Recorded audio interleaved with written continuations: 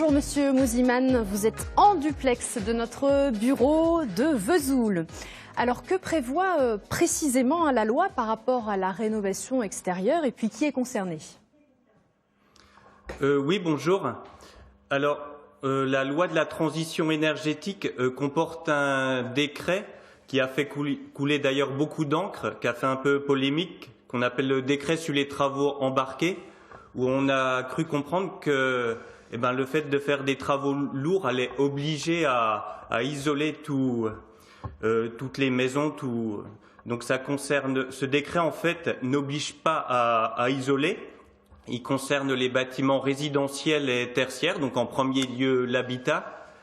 Et il oblige non pas à réaliser des travaux d'isolation, mais à en étudier la possibilité plutôt.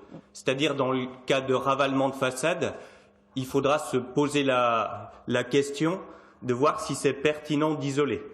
En cas de réfection d'une toiture, se poser la question d'isoler les combles. Alors effectivement, premièrement, tout d'abord, il y a pas mal de contraintes qui font que le fait d'isoler ne sera pas applicable.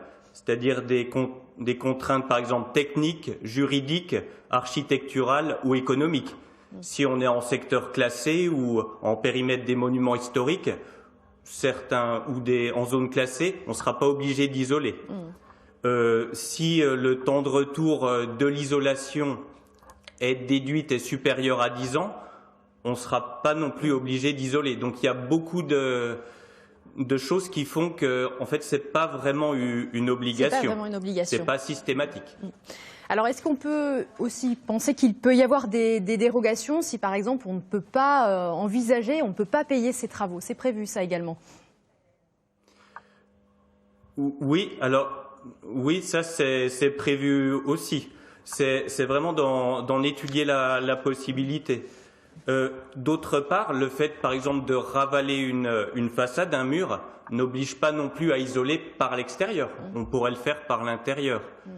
Le fait de faire une réfection de sa toiture oblige à se poser la question d'isoler les combles. Si c'est des greniers, ce sera d'isoler peut-être le plancher de combles perdus.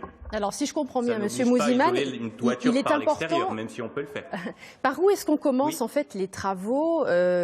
On comprend bien à travers vos propos que le diagnostic est très très important quand on veut engager des travaux d'isolation. Oui, tout à fait. Ouais.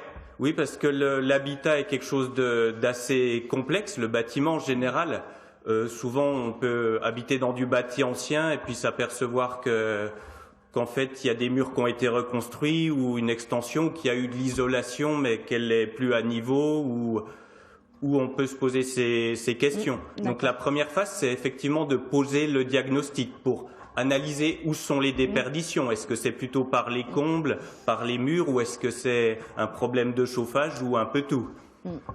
On a notamment un programme dans notre région qui permet d'aider, d'accompagner à la rénovation performante. Et la première étape, c'est de poser le diagnostic, de faire réaliser un audit énergétique de son habitat. Effectivement, là-dessus, l'espace Info Énergie peut apporter effectivement des conseils. Et là aussi, comment est-ce qu'on peut trouver le borne artisan? Parce que ceux labellisés RGE, donc reconnus garants de l'environnement, ne proposent pas forcément toujours le bon type de matériaux adaptés pour les travaux. Oui, c'est vrai. Alors, il y a eu également quelques enquêtes et polémiques par rapport à ça, aux certifications RGE. Moi, je dis souvent qu'il faut prendre le RGE pour ce qu'il est. C'est-à-dire que déjà, faut pas jeter le bébé avec l'eau du bain.